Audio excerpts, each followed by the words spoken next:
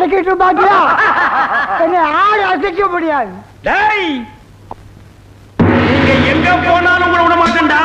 என்னைக்கு இருந்தாலும் ஒரு நாளைக்கு என் பாச கயிற்றுல சிக்கித்தாண்டா ஆகணும்.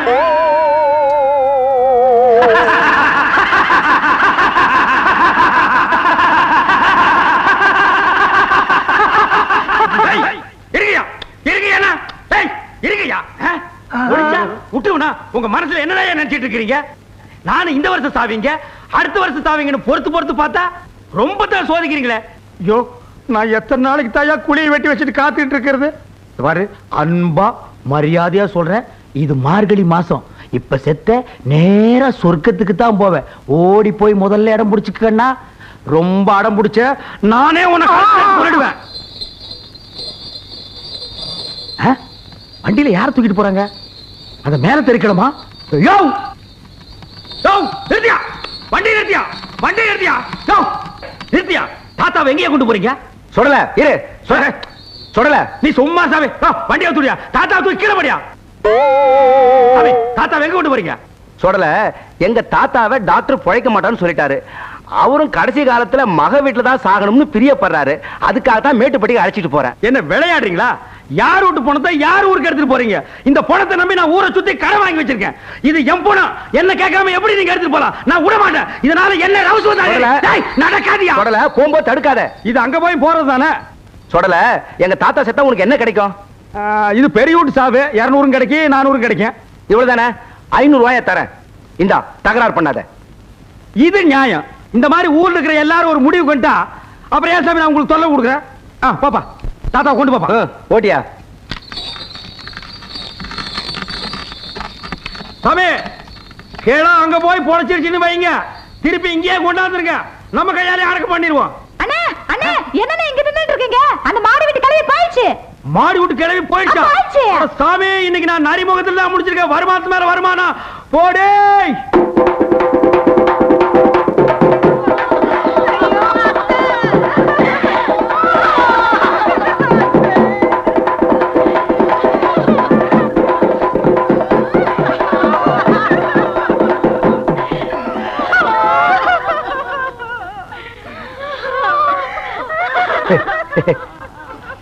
சாமி, ஆத்தா சாவ ரொம்ப சந்தோஷமா எடுக்கணுங்க. பெரியவங்க நீங்க பார்த்து 5 10 கொடுங்க சார். போடுங்க சார். வணக்கம். நம்ம ஊர் பள்ளிக்கூடத்துக்கு வந்திருக்கிற வாத்தியார் சாமி. ஆத்தா சாவுக்காக பெரிய மனசு பண்ணி 15 ரூபாய் ஏறாமா கொடுத்திருக்கிறாரு. இந்த சூரியனும் சந்திரன் இருக்கிற வரைக்கும் அவர் மட்டும் நல்லா இருக்கணும்.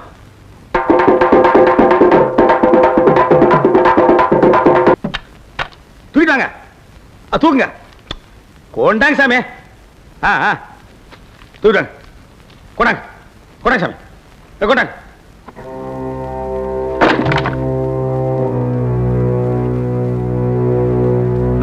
அது ஏன் காசு?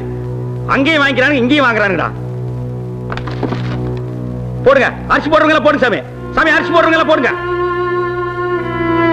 போடுங்க சாமி.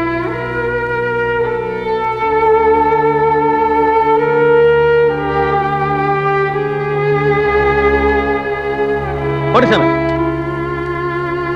போடுப்பா, போடு. போடு சாமி. என்ன 10 பைசா 5 பைசாவு இதை வச்சுட்டு என்னையா பண்றது? நீ எல்லாம் இருக்கே சாவுக்கு வந்த. இந்தா, இதை எடுத்து போய் பீடி வாங்கி கொடு. இவெல்லாம் சாவு வீட்டுல சோறு வந்தவன். நாங்கெல்லாம் பொழைக்க வேண்டாமா? இந்த மாதிரி உங்க எல்லாருக்கும் நான் சொல்றேன், இந்த 5 பைசா 10 பைசா வச்சிருக்க கிராக்கி எல்லாம் போனதுக்கிட்ட வந்தீங்க, உங்களே வச்சு எரிச்சிருவேன். இல்ல விளையாடுறீங்களா?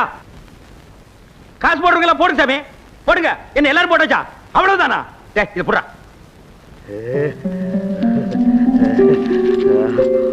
அப்பா, ரொம்ப நாளைக்கு அப்புறம் இன்னைக்கு தான் 4 காசை கை நிறைய பாக்குறேன்.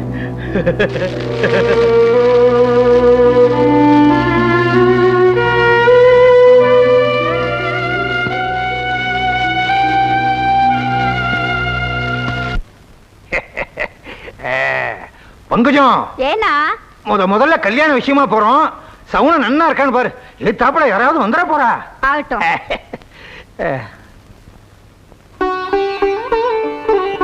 ஏனா நரகுடம் தான் வருது. நல்ல சவுனம். வாங்க.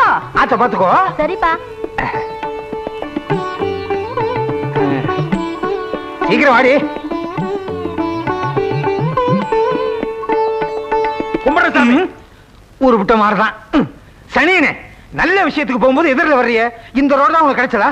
எத்தனையோ ரோடு இருக்கு, அந்த ரோடு வழியா போறதே. சாமி, இனிமே நான் இந்த ரோடு வழியா தான் போவேன், இந்த ரோடு வழியா தான் வருவேன். நீங்க வேணா அந்த ரோடு வழியா போங்க. தொட்டாதரா அபிஷ்டு, நீ உருப்படவே மாட்ட. வாடி, நாளைக்கு போய்க்கலாம். நாம என்ன சொன்னாலும் நம்ப மாட்டேங்கிறான். அந்த அளவுக்கு நாட்டாம எங்க ஊர்க்காரங்களை கைக்குள்ள போட்டு வச்சிருக்காரு சாமி. இல்லன்னா நீங்க கஷ்டப்பட்டு கட்டி கொடுத்த கடையா எங்க அப்பன் பிரிப்பானா? அதுக்கெல்லாம் கன்றி பொருட்டுங்க. இதெல்லாம் என்ன சொன்னாலும் திருந்தாதுங்க. வணக்கம். தலைப்புச் செய்திகள். நமது பாரத பிரதமர் திரு நரசிம்மராவ் அவர்கள் வெளிநாட்டு சுற்றுப்பயணத்தை வெற்றிகரமாக முடித்துக் கொண்டு டெல்லி திரும்பினார். தமிழக அரசு சம்புவராயர் மாவட்டத்தை வறட்சி மாவட்டமாக அறிவித்துள்ளது. குளம் வெட்டுதல், ஏரிகளில் தூர்வாருதல் போன்ற நிவாரண பணிகளுக்காக முதல் கட்டமாக 50 லட்சம் ரூபாயை ஒதுக்கியுள்ளது. பணிகள் துரிதமாக நடைபெற்றுக் கொண்டிருப்பதாக பொதுப்பணித்துறை அமைச்சர் நேற்று சட்டசபையில் கேள்வி நேரத்தின் போது தெரிவித்தார். நம்ம மாவட்டத்துல குளம் வெட்டுறதுக்கு அரசாங்கத்துல பணம் கொடுக்கறதா இப்ப சொன்னாங்களே, அது உண்மையா சாமி? டிவில பொய்யா சொல்லுவாங்க? அப்போ கவர்மெண்ட்ல கொடுக்கிற பணத்தை எல்லாம் நம்ம நாட்டாம அமைக்கிறான். நாளைக்கு வச்சுக்கிறான் அவனை. நாட்டாம இந்த கவர்மெண்ட் ரோடு போடுறது, குளம் வெட்டுறது இதெல்லாம் உங்களுக்காகவே செய்யறாங்கன்னு நினைக்கிறேன். இந்த குளத்துல எப்படியும் ஒரு 20 அமைச்சிட மாட்டீங்க? யோ, மெதுவா பேசியா, பக்கத்துல கேட்க போகுது. கேட்டுச்சு? அது சரி.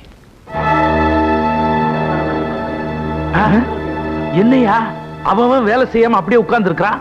இவாளுக்கு மூளைதான் இல்ல, உடம்பு நல்லா இருக்குமே, அப்படியே சும்மா உட்கார்ந்துருக்க. என்ன கேட்டா வா.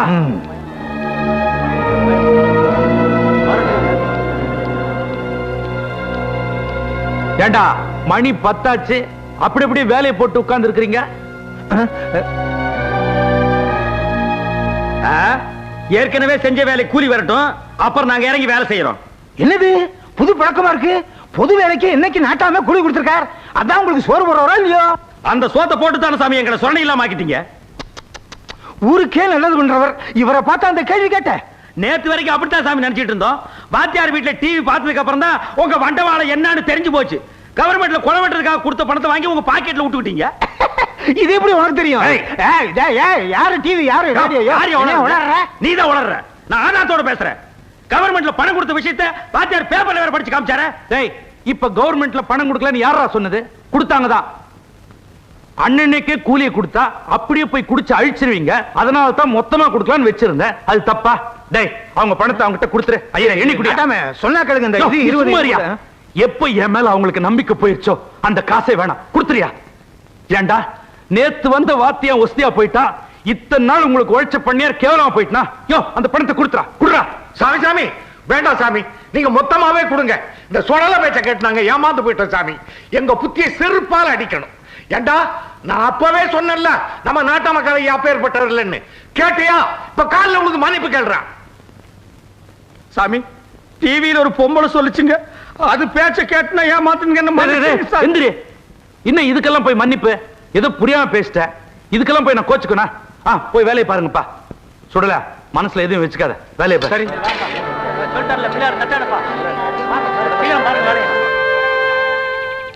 வாங்க வாங்க, உட்காருங்க. இருக்கட்டுங்க. ஐயா ஏதோ கூப்பிட்டு அனுப்பிச்சீங்களா? ஐயா உங்ககிட்ட நிறைய பேசணும் இருக்கார். முதல்ல உட்காருங்க. Come on, sit down.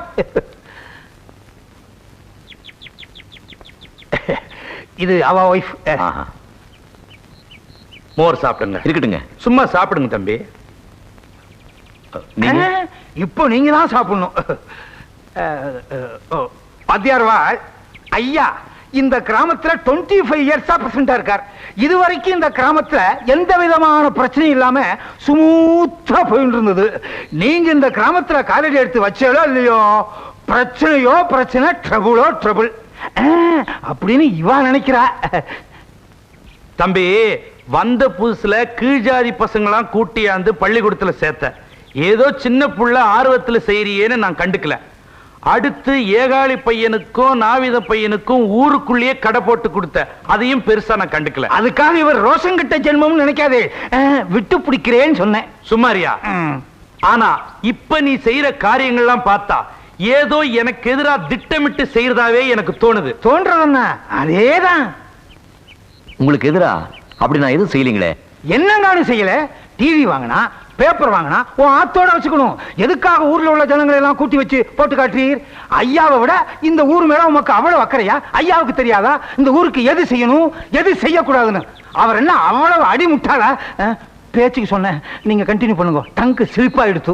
யோ, வாத்தியார் வேலைக்கு வந்தா அதை மட்டும் செய்.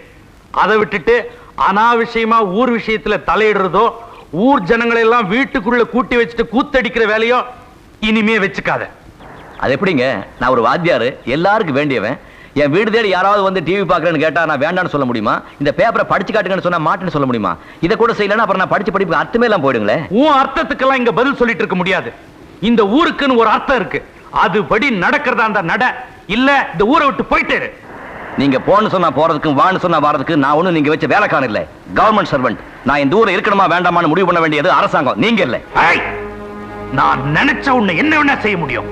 முடிஞ்சா அதை செஞ்சு பாருங்க.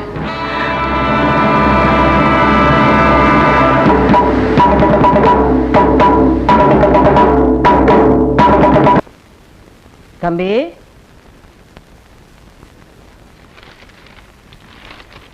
இங்க இருக்கீங்களா? வெந்நீர் கேட்டீங்களே. என் தம்பி, நான் என்னமோ கேள்விப்பட்டேனே. என்னம்மா? அதான் அந்த ஆளு பிரசிடென்ட் வந்து உங்களை மிரட்டினாரா? பொறுப்பா இருக்க வேண்டியவரே பொறுப்பு எல்லாம் நடந்துக்கிறாரு. நாம என்ன செய்ய முடியும்?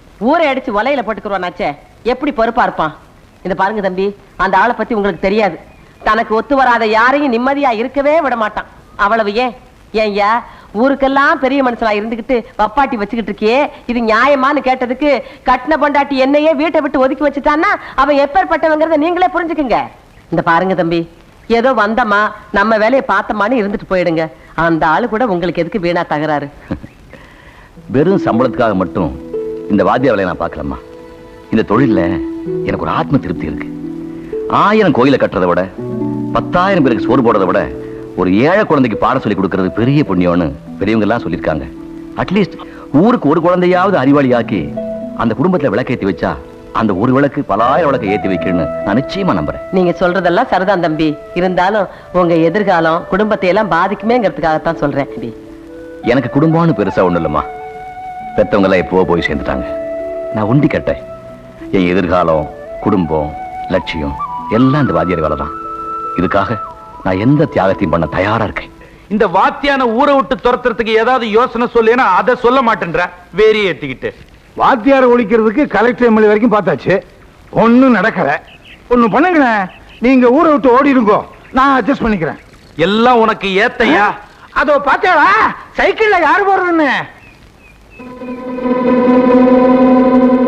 ஒரு பையன் யாரோ ஒரு பொண்ணை சைக்கிள்ல வச்சு கூட்டு போறான். யாரோ பொண்ணு இல்ல, உங்க பொண்ணுதான். ஏன் பொண்ணு?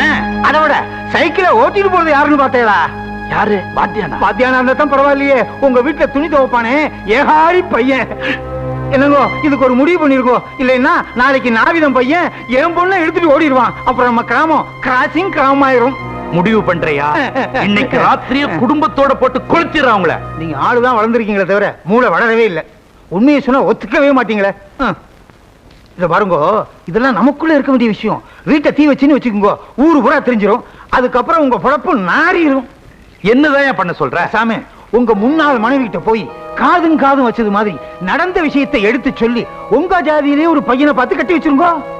15 வருஷமா அவ வீட்டு வாசப்படிய கூட மிதிக்க கூடாதுன்னு வைராக்கியமா இருக்கிற, இதுக்காக போய் அவ கால விழ சொல்றியா? அப்ப பேசாம ஏகாலிக்கு சம்மந்தி ஆயிருங்க. என்ன சம்பந்திங்கிற முறையில அப்பப்ப துணி துவைக்க கூப்பிடுவான். மழை கிழ பெஞ்சுன்னா கழுதையை கொண்டு வந்து உங்க ஆத்துல கட்டுவான். அதை தவிர நோ ப்ராப்ளம். இந்தா சாப்பிடணும், நல்லா சாப்பிடணும். என்ன சாப்பிடணும், சாப்பிடு. ஏய், குழந்தைக்கு இன்னும் கொஞ்சம் பழையது கொண்டு போடுறே. முதன்னு பரிச்சு எழுது போகுது. ஏய், தட்டு இங்க இருக்கடே, சோத்த தரையில கீழ போடுற. அங்க போடு. சரி போ, சட்டி பாருக்குள்ள காலை விட்டு உடச்சிடாத. இந்தா சாப்பிடணும். ஏன்னா நீ படிச்சு பாஸ் பண்ணினா என்ன வேலைக்கு போவ? டாக்டர் வேலைக்கு. ஐயோ வேணாம். நீ டாக்டர் ஆகி சாக போறவங்க எல்லாம் ஊசி போட்டீங்கன்னா எல்லாரும் பொழைச்சுக்குவாங்க. அப்புறம் நம்ம பொழப்புக்கே ஆபத்துனா. அதை விட நீ இன்ஸ்பெக்டர் ஆயிடு, இல்லன்னா கரெக்டா வந்துரு. அப்பதான் நம்ம ஊர்க்காரங்க இருந்து நாட்டாம வரைக்கும் உன்னை பார்த்த உடனே கை கட்டி நிப்பாங்க. நைனா நீ கலெக்டர் ஆகிட்டீன்னா உங்க அப்பா வெட்டியானுக்கு ஒரு சம்பளம் போட்டு கொடு நைனா. சரிதான் நைனா. ஐயோ என் கண்ணு. என்ன பையனை ஸ்கூல் கூட்டி போறீங்களா? ஆமாண்டா, நீ என்னமோ பெரிய இவ மாதிரி இங்கிலீஷ் பேசுறிய. என் பையனோட இங்கிலீஷ் கேட்டுக்கேடா நீ. நைனா, அப்பாவுக்கு இங்கிலீஷ்ல என்னன்னு சொல்றது? டாடி. இவ மூத்திரத்தை குடி, அப்ப கூட உனக்கு புத்தி வராது. டேய், என் பையன் மட்டும் படிச்சு பெரியாளா வரட்டும், இந்த காலனிவே ஒரு கலக்கிறாம்பா. ஏன் சாராய கடை வச்சு கொடுக்க போறீங்களா? முயற்சி போறீங்க நாய பிச்சு போடும் பிச்சு. வா நைனா, அம்மிக்கு டாடா சொல்லு. Mummy Tata. Sorry very children sir. ஏய், சத்தம் போடக்கூடாது.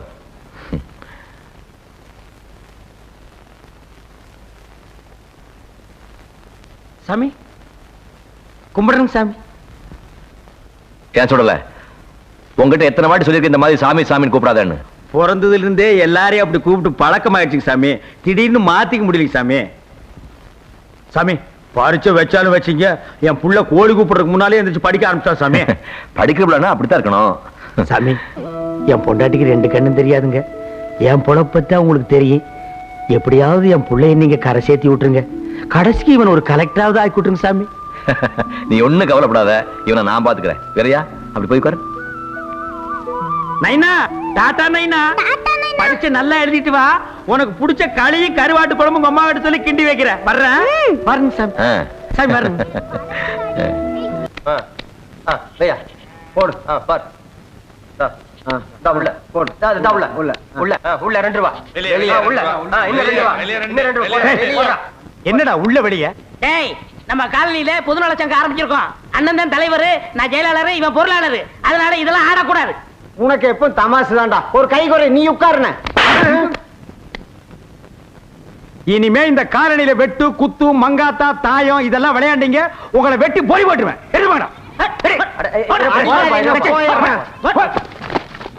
என்னடா 2 கிளாஸ் அடிச்சு கூட சுதியே ஏற மாட்டேன். உனக்கு 6 கிளாஸ் அடிச்சா தான் ஏறும். உண்டா முடியா? ஏய், எங்க உட்கார்ந்து என்னடா பண்ற? வாங்கனே, புதுசா சரக்கு வந்து 1 கிளாஸ் அடிங்க. ஏய், யாரா இவரு? தாத்தாண்ணே. ஆமா, கொப்பர பத்த தாத்தா. இவர்தான்டா மகாத்மா காந்தி, நம்ம நாட்டுக்கு சுதந்திரம் வாங்கி கொடுத்தவரு. அவரு கீழே உட்கார்ந்து நீ சாராய வைக்கிறீ? ஆமா, முந்தால கூட இங்க தான் உட்கார்ந்து சாராயம் குடிச்சீங்க. அந்த காசு கூட கொடுக்கல. டச்சி, அதெல்லாம் பழைய கதை. அத கிளறாத. இப்ப நாங்க எல்லாம் புது மனுஷனாகிட்டோம். இனிமே இதெல்லாம் இங்க விற்க கூடாது. எடுத்து ஓடுறா. திடீர்னு இப்படி சொன்னா எப்படி நான் பொழப்பு நடத்துறது? டேய், சங்க முடிவெடுத்ததாண்டா. வேண்டாம் இங்கிலீஷ் ஐட்டமா, பிராண்டி விஸ்கி ரம்மு இதெல்லாம் எடுத்துக்க. என்ன நான் அது மட்டும் என்ன ஸ்பெஷல் தீர்த்தமா? டேய், இனிமே இந்த சாராயம் சப்பி கலக்கல் எதுவுமே வைக்க கூடாது. எடுத்து போடா. பொழுது விடிஞ்சு பொழுது போனா உன்னோட ரோதனே போச்சே. வேறாயே சொன்னா கேளுடி, ரொம்ப நாளா ஆச்சுடி. இந்த நடப்போட வீட்டுக்குள்ள வந்தா தொடப்ப கட்ட பிஞ்சிரும். இருமா இருமா, எதுக்கு மாதிரி ஆம்பளை தொடப்ப கட்ட அடிக்கிற? சும்மா இருடே. இந்த ஆளை பத்தி உனக்கு ஒண்ணும் தெரியாது. மச்சான், நம்ம காலனியே பொம்பளைங்க ராஜ்யமா போச்சு மச்சான். மூடிக்கிட்டு போடா. ஏன் அவஸ்தை எனக்கு தெரியும். 10 நாள் குழந்தைய கையில வச்சுக்கிட்டு படாத பாடு பட்டுக்கிட்டு இருக்கேன். இதுல நேரங்காலம் தெரியாம இந்த ஆள் வேற அடிக்கடி வந்து உயிரை எடுத்தா எந்த பொம்பளைக்கு தான் கோவம் வராது? ஐயோ, டேய், நீ எல்லாம் ஒரு ஆம்பளையாடா. எதை எப்ப செய்யறது விவசாயம் இல்லையா? இருங்க. யாரு என்ன செஞ்சது? எதா இருந்தாலும் சங்கத்தை கேட்டுதான் செய்யணும். டேய், இதெல்லாம் அப்படி செய்ய முடியாதுடா. அப்ப சங்கம்னு ஒண்ணு எதுக்கு இருக்கு?